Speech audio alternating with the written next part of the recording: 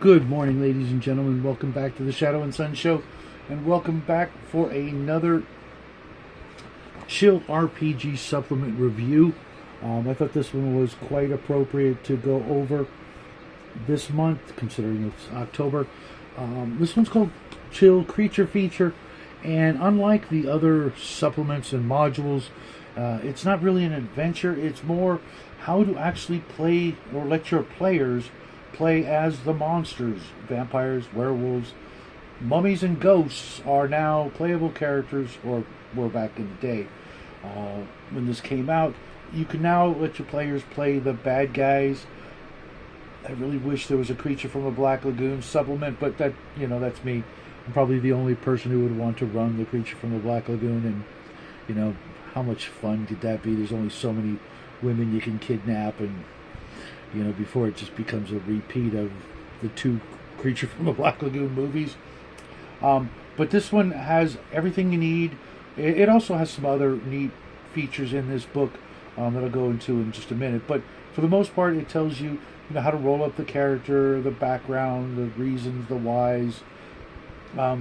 It also has a very in-depth section on creating a lair for each type of monster, which is a lot of fun because, a mummy or a ghost or a vampire, they've got to play, have a place to call home, and it gives some diagrams and some requirements and all the things you would need to do that.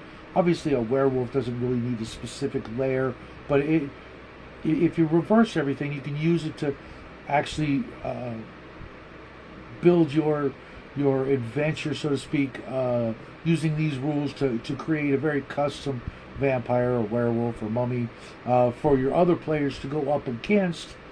And one of the things I like most about it, when your monster character earns experience points and wants to improve themselves, they can start chipping away at those weaknesses: the silver bullet, the stake through the heart, the sunlight.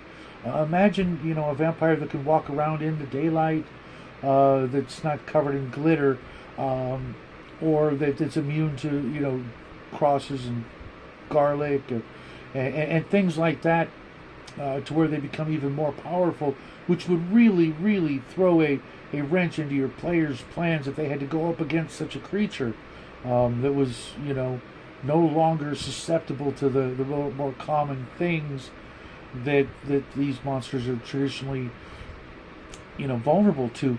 And as your monster is successful in the game against the players, you can also award them points to get even better, so that garlic or the mirror that bothered them in the first couple of adventures maybe no longer affects them.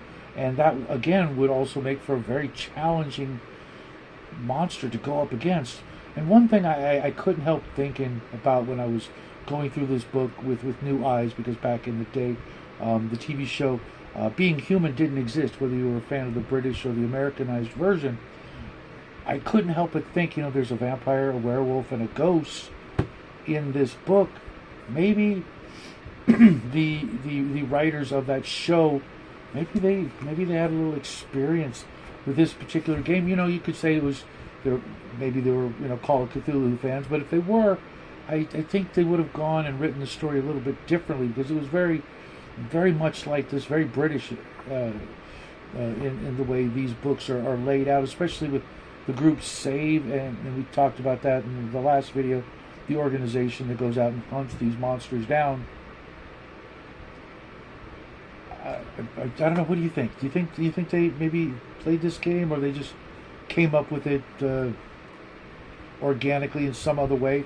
The other features this book has There's some new optional combat rules. There's a new section more about running save in a more modern situation, which is fun,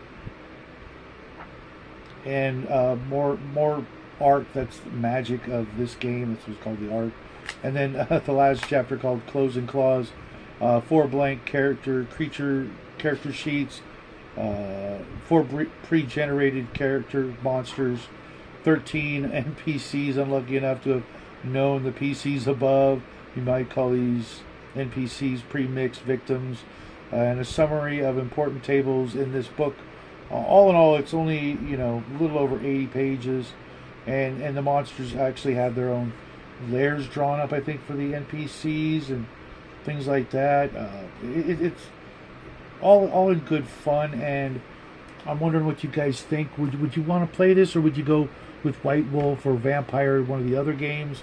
I'm not familiar with them very much, and I don't recall any of them ever talking about running a ghost or a mummy character.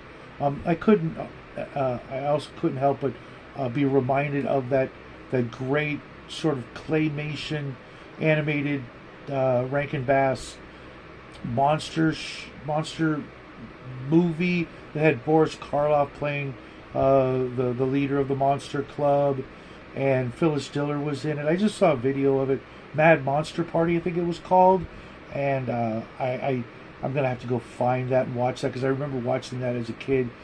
Even in the off months, they would sometimes play that, and I absolutely loved it. Of course, I loved, Santa Claus is Coming to Town and the other Rudolph, and I hated Little Drummer Boy, but I digress. That one was also kind of reminded me of this, because it had all the traditional monsters, the werewolf, the Dracula, Frankenstein, which would have been another one to put in here, but Frankenstein's kind of like a unique monster, don't you think?